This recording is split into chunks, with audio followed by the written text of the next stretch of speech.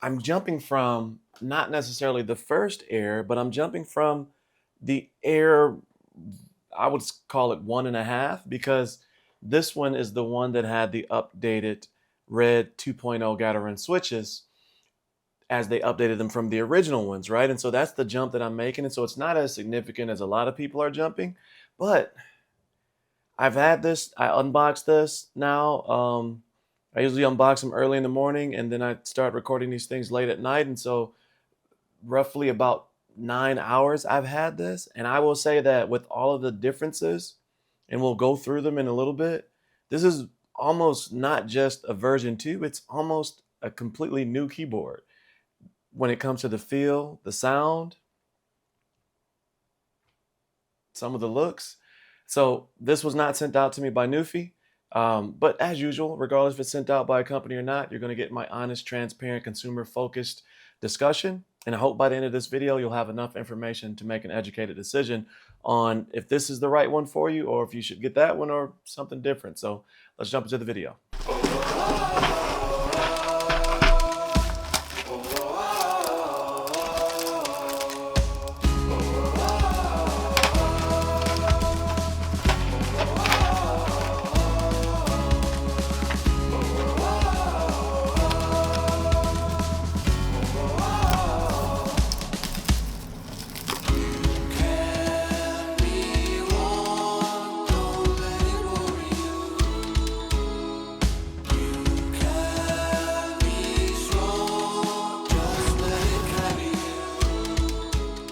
The unboxing experience is top-notch. It comes with all of the information, pamphlets, and guides that you need. Comes with a dust cover for the keyboard. Comes with a switch and key puller along with a USB-A to USB-C cable. It also has 7 extra keycaps in case you need to switch this over to a Windows device.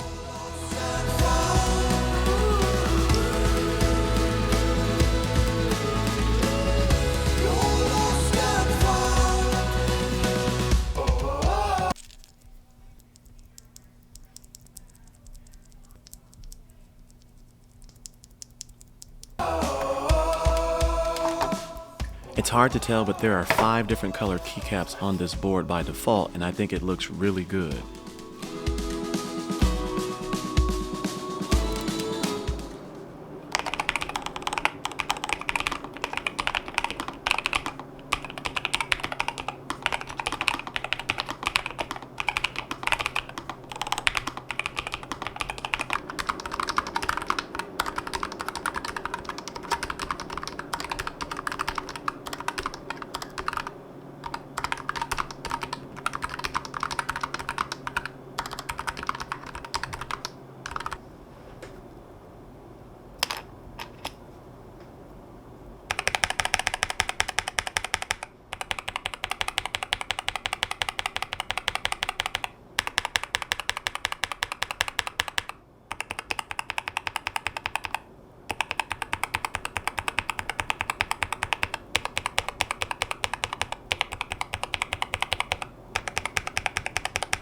You know, it's interesting. The deeper I get into this first impressions and working through the typing test and things like that, this is starting to feel like a completely different keyboard. It's not feeling like a next iteration. It's feeling like this is different and they're sticking with brand because they have 2 75%ers and this is just the new Air 75. But yeah, same body style, very similar measurements. It just feels different.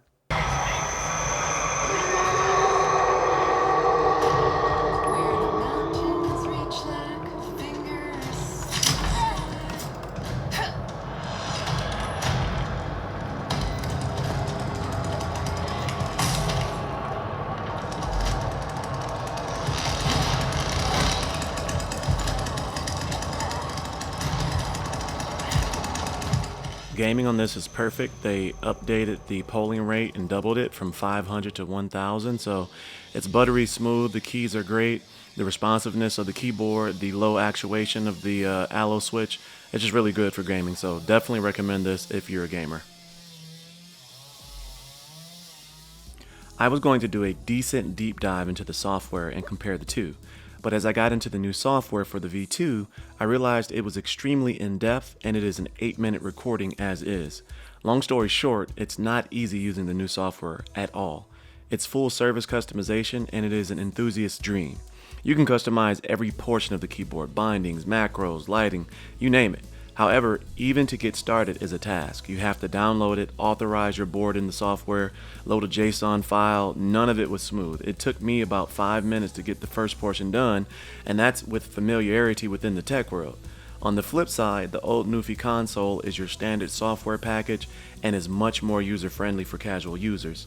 It's straightforward, allows you to complete most of what you can using the new software, but I feel for the average user, the old software will serve a much better experience for those users.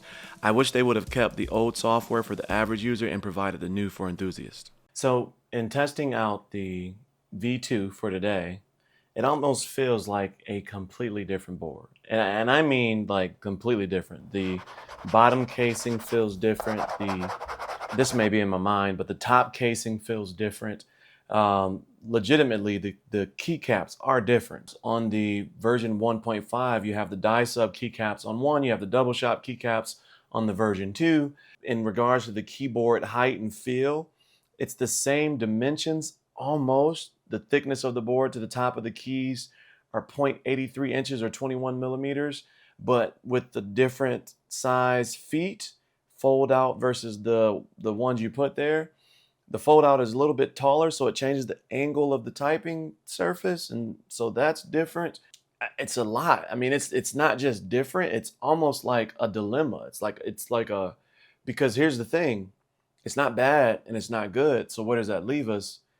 It's hard to say because both of these boards are really good, right? With the V1.5, you're going back to the Gateron red, brown, blue switches, right? 2.0 switches that they have. And this one, you have their, their NuPhy switches. I have the aloe switches in this, and it's butter. Like, I mean, going from 1 to the 2, it's butter, and it feels so good, and it sounds good. Like, it's stocky, right? And the Gateron red switches on the other one feels really good too. And that's, a lot of people use Gateron switches, right? And so it's, and so it creates this dilemma, right? So for the version 1.5, you can only get it in gray, right? And so if you want one of these new colors, the white or the black, you have to go with the V2. If you want the newer switches, you can order the newer switches as a separate add-on for $38 with the older version. Likewise, if you want the old switches on this one, you can order the old Gateron 2.0 switches. And so I can't say like more so than any other video that one is better than the other, because these are two completely different experiences. And I think objectively, you have to make the decision on what's important to you, how will you use this, and which makes sense to you. For instance, the software on this one, if you're not an enthusiast, can be a nightmare. And I'm like, just me just looking at it from the first time, meaning that I understand the verbiage being used on those pages, but I still have to go and be like, okay, what is this? How do I map this binding? And how do I set up this macro, and etc. I can figure it out. But if you're somebody that is just like, here, I need a keyboard to game and I want to change the lighting, that's going to be a pain in the ass. Like, let's just be honest. That is going to be a pain in the ass for you. Whereas going back to the other software, the NuPhy console, is going to be really simple. You're going to click on the lighting, going to change the one, you're going to hit apply, and it's going to upload it to the keyboard. So I haven't watched any videos on this because I was like, first of all, I was mad because it took forever for my keyboard to get here. But secondly, I just, these type of things, I like to get my own impressions first, and then I'll go watch other people's takes to see if, in a review down the road, will what they've said have some bearing on what I've seen, because I always listen to other people's perspective, because you have to in order to be able to learn something. You can't just be objective and think that your opinion is always right. And so, I mean, that's a lot to swallow and it's a lot for you to take in. So, use the comment section below as a sounding board to talk through your thoughts. And hopefully somebody in the community, as well as myself, I'll be there, but hopefully some other people in the community that may be thinking through this as well will jump in to talk and discuss it. Let me know your thoughts. If you've watched other people's videos, kind of what did they say about this keyboard, and did my findings align with theirs? Leave you with, both of these are great keyboards.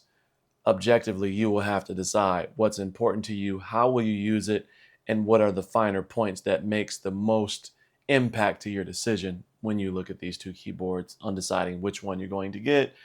I would say start with the actual switches.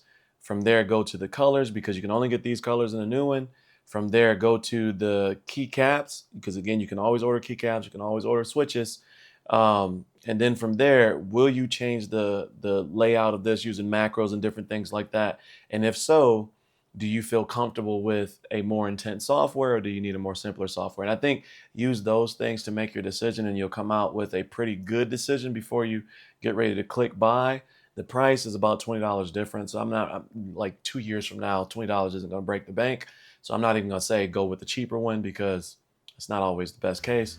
But yeah, there's a lot here. So let me know your thoughts. This is a lot. This is a lot. Let me know your thoughts. Here's the video on the NuPhy Air75 1.5 versus the Redragon K652 Azure low profile keyboard.